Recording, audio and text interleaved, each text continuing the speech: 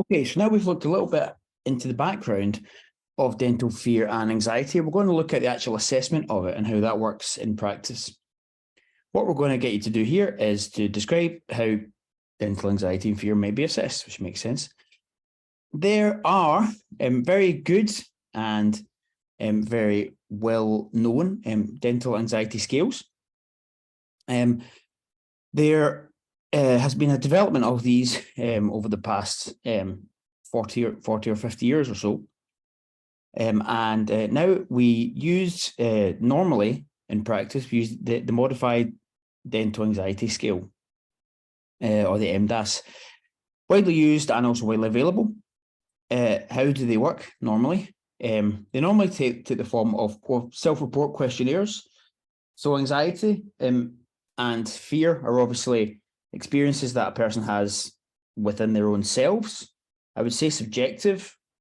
That is partly the case. The problem with the term subjective is that it can sound to some people like you're saying that it's not real. That's not the case.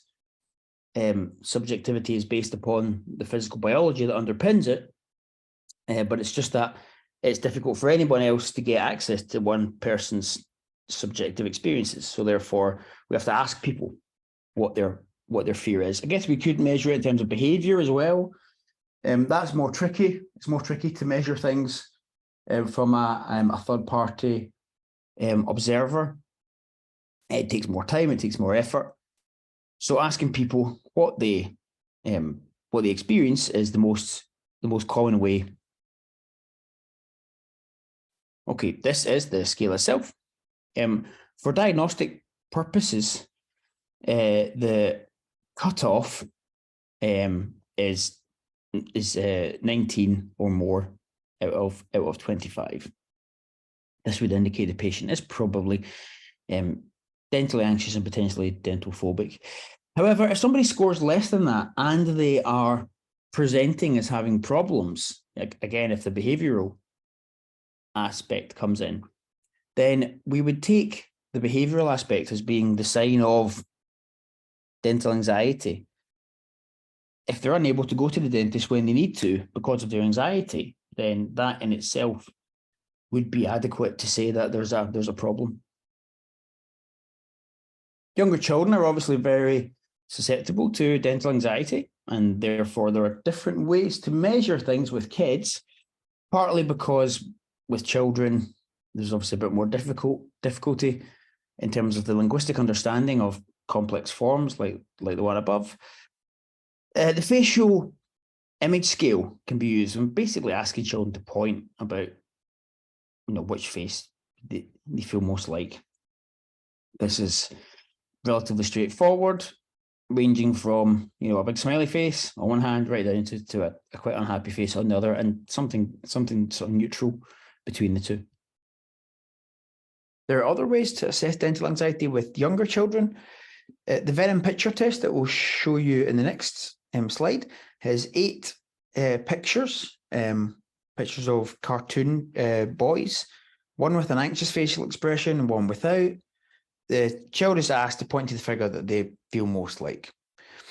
You then find the score by summing up the number of instances in which they select, the high fear stimulus looking child. It's not a perfect test. All the figures in it are male. Some of the facial expressions are a bit ambiguous. It's not particularly detailed for today's, I guess, more tech-savvy audiences or media consumption audiences who are much more used to a lot more bright colors and a lot more high-resolution pictures. But it's another tool to have in your toolkit. For dental anxiety in kids who are 8+, there's a modified child dental anxiety scale, which again uses the faces side of things rather than the actual words. It's a little bit more child friendly than some of the previous things. So again, there's lots of different ones that you can look at and lots of different ways that you can assess anxiety. There's a useful paper to look at. I would suggest looking at this. If you're interested particularly in children, assessing children's dental anxiety, a systematic review. This is a 2013 paper, but it's still very good. Table 2 in this outlines the benefits and limitations of the self-reported measures. So if you read this, you'll get a good idea of what's going on there.